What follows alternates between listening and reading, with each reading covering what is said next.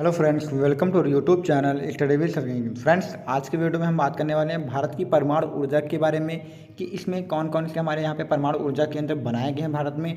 उन सभी के बारे में यहाँ पे डिटेल में डिस्कस करेंगे। ठीक है, तो उससे पहले जान लेते हैं कि जो परमाणु ऊर्जा बनती है उसमें क्या क्या ईंधन के रूप में लगता है, कौन कौन सी आवश्यक वस्तुएं लगती हैं, उनको डिस्कस कर लें। फिर हम देखेंगे कि किस राज्य में कौन सा परमाणु केंद्र और किसकी सहायता से बनाए गए, इन सभी को यहाँ पे डिस्कस करेंगे। तो सबसे पहले यहाँ पे आपको रखना है, जो परमाणु ऊर्जा जो हमारी बनाई जाती है, इसमें जो ईंधन के रूप में हमारा जो यूज किया जाता है वो यूरेनियम का उपयोग किया जाता है। ठीक है, तो जो हमारे परमाणु ऊर्जा केंद्र होते हैं अधिकतर वो यूरेनियम के बनाए जाते हैं, तो याद रखना है। और इसमें जो सुरक्षा के लिए जो हमारा लगाया जाता है वो कंक्रीट का उपयोग किया जाता है, जो कि हमारे परमाणु ऊर्जा केंद्र बनाए जाते हैं। ठीक है, और इसमें जब परमाणु ऊर्जा जो हमारी रिएक्शन चलती हैं उसमें जो मंदक के रूप में होता है, जो हमारा नियंत्रक बना होता है, जो इसको कंट्रोल करता है, जो परमाणु को कंट्रोल करता है, वो कैडमियम का बना होगा या फिर बोरान का बना होता है। ठीक है, याद रखना, जो परमाणु ऊर्जा का नियंत्रण करते हैं हम जिस छड़ से, वो या तो कैडमियम की होगी या तो किसकी होगी, बोरान की होगी। ये पॉइंट कुछ इंपॉर्टेंट है, आपको इनको याद रखना है। इसके अलावा आपको याद रखना है कि जो परमाणु ऊर्जा जब हमारा शीतलक के रूप में, यानी जब हमारा परमाणु ऊर्जा जो कार्य करता है तो काफ़ी हीट होता है, उसमें शीतलक के रूप में हम द्रवित सोडियम का उपयोग करते हैं। किसका उपयोग करते हैं? द्रवित सोडियम का उपयोग करते हैं। और जब भी वो ज़्यादा कार्य कर लेता है तो उसको मंदक के लिए, मतलब उसकी स्पीड को कम करने के लिए, तो मंदक के रूप में हम परमाणु में ग्रेफाइट का या फिर D2O, जिसे हम लोग भारी जल कहते हैं, इसका उपयोग करते हैं। तो ये काफ़ी इंपॉर्टेंट क्वेश्चन रहेगा आपका यहाँ पे।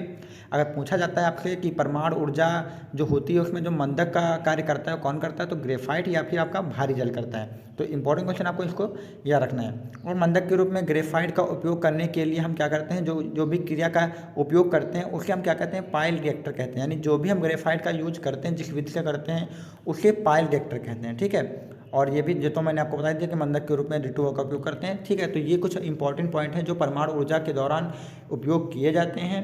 इसके बाद हम डिस्कस करेंगे कि कहाँ कहाँ पर कौन सा परमाणु ऊर्जा केंद्र है और किसकी सहायता से ये बनाए गए हैं। चलिए उनको भी हम डिस्कस करते हैं।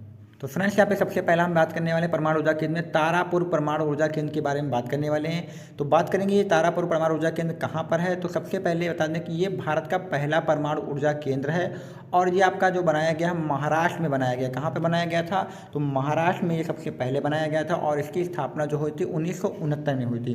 किसकी सहायता से हुई थी? तो ये अमेरिका की सहायता से इसकी स्थापना की गई थी। तो वेरी इंपॉर्टेंट क्वेश्चन बनेगा कि तारापुर महाराष्ट्र में है और कब स्थापना है? 1969 में। और किसकी सहायता से बनाया गया है? अमेरिका से। तो ठीक है, इंपॉर्टेंट क्वेश्चन है, याद रखना है आपको। जो तारापुर आपका है वो महाराष्ट्र राज्य में स्थित है। ये एक इंपॉर्टेंट क्वेश्चन आपका रहेगा। इसके बाद हम यहाँ पे डिस्कस करेंगे रावत भाटा परमाणु ऊर्जा केंद्र। ये आपका कहाँ है? तो रावत भाटा परमाणु ऊर्जा केंद्र आपका राजस्थान के चित्तौड़गढ़ में है। इंपॉर्टेंट क्वेश्चन है, इसको भी याद रखना है। और इसकी स्थापना 1973 में की गई थी, यानी उसके बाद ही की गई थी। और जो इसकी स्थापना हुई थी वो कनाडा की सहायता से की गई थी, ये भी याद रखना है। और इसकी जो क्षमता थी 100 मेगावाट की इसकी क्षमता थी। तो ये भी याद रखना है। रावत भाटा आपका कहाँ है? राजस्थान में। ये एक इंपॉर्टेंट क्वेश्चन आपका बन सकता है। अगला हम बात करते हैं काकरापुर परमाणु ऊर्जा केंद्र के बारे में बात करेंगे। तो काकरापुर परमाणु ऊर्जा केंद्र जो आपका है वो गुजरात में है। ये आपका एक इंपॉर्टेंट क्वेश्चन बन जाएगा। और इसकी स्थापना की बात करें तो 1993 में हुई थी और जो इसकी क्षमता है कुल ऊर्जा की, तो 220 मेगावाट की इसकी कुल क्षमता है। ये भी आपको याद रहना है। बेसिकली आपका जो क्वेश्चन यही बनेगा कि आपका जो परमाणु ऊर्जा केंद्र काकरापुर है ये कहाँ पर है। तो ये आपका कहाँ पे है? गुजरात में। ये आपका क्वेश्चन यहाँ से बन सकता है। अगला हम बात करते हैं यहाँ पे कुडनकुलम की बात करते हैं। कुडनकुलम परमाणु ऊर्जा केंद्र कहाँ पर है? तो ये आपका तमिलनाडु में है। तमिलनाडु के तिरुनेलवेली जो एक जिला है वहाँ पर है। तो बेसिकली आपको तमिलनाडु ही याद रखना है अच्छे से। ठीक है, इसके बाद हम बात करते हैं ये किसकी सहायता से बनाया गया था। तो ये रूस की सहायता से बनाया गया था। तो कुडनकुलम जो आपका परमाणु ऊर्जा केंद्र तमिलनाडु में है, रूस की सहायता से बनाया गया था और 2000 मेगावाट की क्षमता का ये आपका परमाणु ऊर्जा केंद्र है। ये भी आपको नोट कर लेना है। अगला हम बात करते हैं यहाँ पे कैगा परमाणु ऊर्जा केंद्र के बारे में। काफ़ी इंपॉर्टेंट क्वेश्चन है, इसको तो स्टार बना लीजिए, काफ़ी पूछा जाने वाला है। तो कैगा जो परमाणु ऊर्जा केंद्र है आपका वो कर्नाटक में है। कहाँ पे है? कर्नाटक में है। और कहाँ पे है? उत्तर कन्नड़ जिले में है। ये भी आप चाहे तो याद रख सकते हैं, वरना आप कर्नाटक याद कर लीजिए, क्वेश्चन आपका बन जाएगा। और ये दूसरा इंपॉर्टेंट क्वेश्चन यहाँ पे बनेगा, ये ऐसा परमाणु ऊर्जा केंद्र है जो कि काली नदी के तट पर, यानी किसी नदी के तट पर बनाया गया है। तो याद रखना है कैगा आपका काली नदी के तट पर है, जो कि कर्नाटक में है। और अगला बात करें इसमें परमाणु ऊर्जा संयंत्र में जो परमाणु रिएक्टर की कितनी इकाइयाँ बनाई गई हैं। तो कुल 4 इकाइयाँ यहाँ पे इसकी कार्य कर रही हैं। तो कर्नाटक का जो आपका कैगा परमाणु है, इसकी जो परमाणु ऊर्जा संयंत्र की जो रिएक्टर की जो इकाइयाँ हैं वो 4 इकाइयाँ इसकी कार्य कर रही हैं। तो कैगा के बारे में आपको इतनी डिटेल याद रखना है। अगला हम बात करेंगे नरोरा परमाणु ऊर्जा केंद्र के बारे में। तो ये आपका जो नरोरा परमाणु ऊर्जा केंद्र है ये आपका उत्तर प्रदेश के बुलंदशहर में है। ये भी आपका इंपॉर्टेंट है, याद रखना है। और बात करें तो ये कहाँ पर है, तो ये गंगा नदी के तट पर बनाया गया है। तो ध्यान रखना है, उत्तर प्रदेश के बुलंदशहर में है, गंगा नदी के तट पर है और 400 मेगावाट की क्षमता का ये आपका परमाणु ऊर्जा केंद्र है। ये आपको कुछ पॉइंट्स यहाँ पे नरोरा के बारे में याद रखने हैं। तो यहाँ पे फ्रेंड्स हम अपना लास्ट डिस्कस करेंगे, यहाँ पे कलपक्कम परमाणु ऊर्जा केंद्र को डिस्कस करेंगे।